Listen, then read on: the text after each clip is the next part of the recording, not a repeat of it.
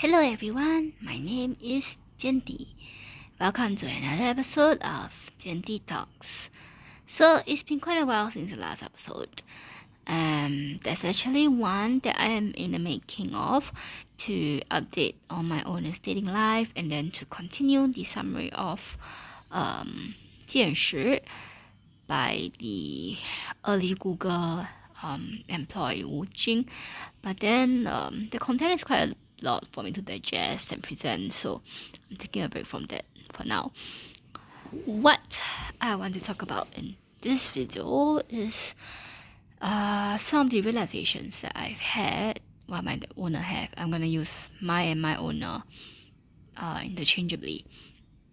So my owner had this realization recently, which is just sort of making like a whole consolidation of her life again. Last Wednesday's therapy session helped a lot when the therapist told her that her energy is for her to protect and she decide whether she's gonna give it to other people or not, rather than what she has been doing in recent years, which is to try and match the energy of the people that she talked to, but it can be really draining. So one thing that she wants to change her narrative on is that her life is only starting after university. Because after graduation, people will tell you the world is your oyster, your real life is beginning. As if all the childhood doesn't count for much. But what she realizes is that childhood achievements are achievements too, and she is not starting from zero. She's starting from like the whole string from childhood until now. Everything that she's gone through and she's learned. So this week she actually wrote a musing piece about life from young until her current age. And then she still wants to reflect more via this video. So I'm just gonna do this reflection for her.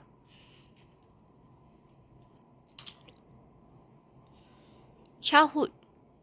In kindergarten, you do get graded, but it's those very basic things such as addition, subtraction, maybe a little bit of multiplication. And then in primary school, well, here in Singapore, we learn the topics of English, math, mother tongue, and science.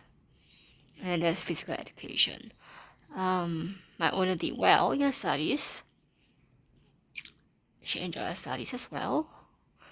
And then therefore she goes on to secondary school in what is known as a so-called a good school in Singapore, where students of above average academic abilities go.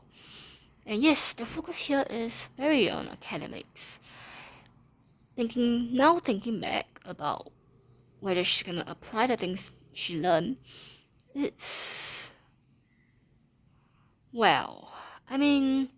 are you gonna remember that this plant is a mimosa or that plant is a hibiscus or pom-poms are dispersed by water?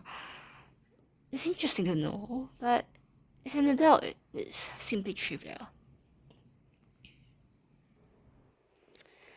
But at any rate, it is what it is. And then secondary school, more subjects. Science is split into chemistry, biology, and physics. In secondary 1 and 2, you take everything, all three, and then in secondary 3, secondary 4, and then junior college 1 and 2, you have to choose 2 of the sciences, or maybe even none of the sciences to study. So for humanities, there's usually in secondary 1 and 2, there's geography and history, and then there's more that comes in at the junior college level. So there's like China studies in Chinese, China studies in English, economics. I think that's about it. Yes. Oh, sorry.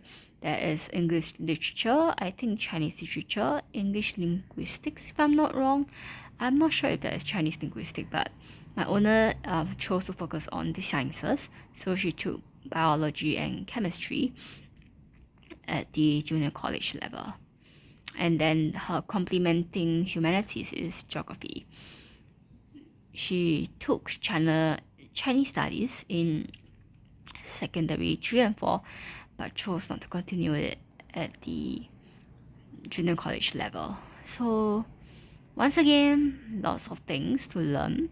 The knowledge is interesting. I wanna have fun learning, but is she gonna use any of those? Nope. And then after junior college, students go through the A levels, advanced levels, you go to university. In university, now this is where you learn knowledge that you might actually use in your working life. My owner took psychology, not which is a very interesting topic for her. And she studied a lot about psychology, it's about the studies done, and all those kind of stuff. She did want to do a job related to psychology, although in Singapore you need at least a master's degree to practice, and she didn't further study to get her master's as of yet. So now she has a psychology degree, but her current job doesn't really use the things she learned in psychology. Although she did have to practice some of the leadership abilities she picked up in university when she was president of a club for one academic year. And then now it is 6 years into the working life.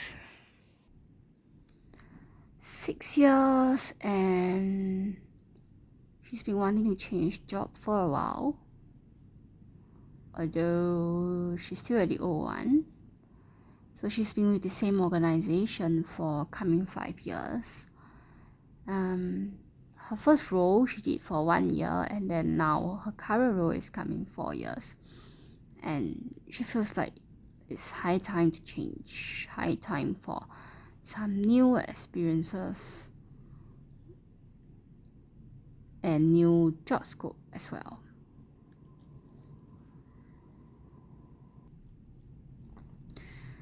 She's trying to get back, some of those motivation and drive she had when she was younger, gunning for those the top grade, gunning for those A's, which she lost the fire for during work. I think she had many limiting beliefs actually towards working life, such as politics are not fun, or that she's not good in so-called politics. But that aside, she does want to build a career. She does want to excel in what she do. So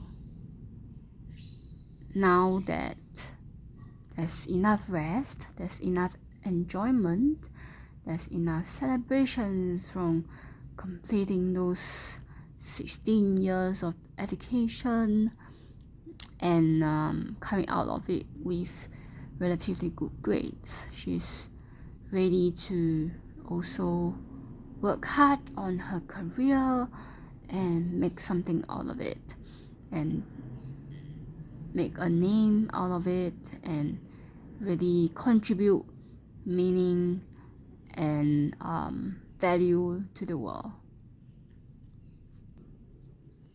She thinks she would like to be able to teach the world, to coach the world, to mentor the world, to teach what she has learned, or teach valuable information to people so that they can make better life decisions, and so that they can be happier and more fulfilled in life. That's what she would like to do. So that would be her next step. Yeah, I think that'll be it for now, and till the next video. Ta-ta!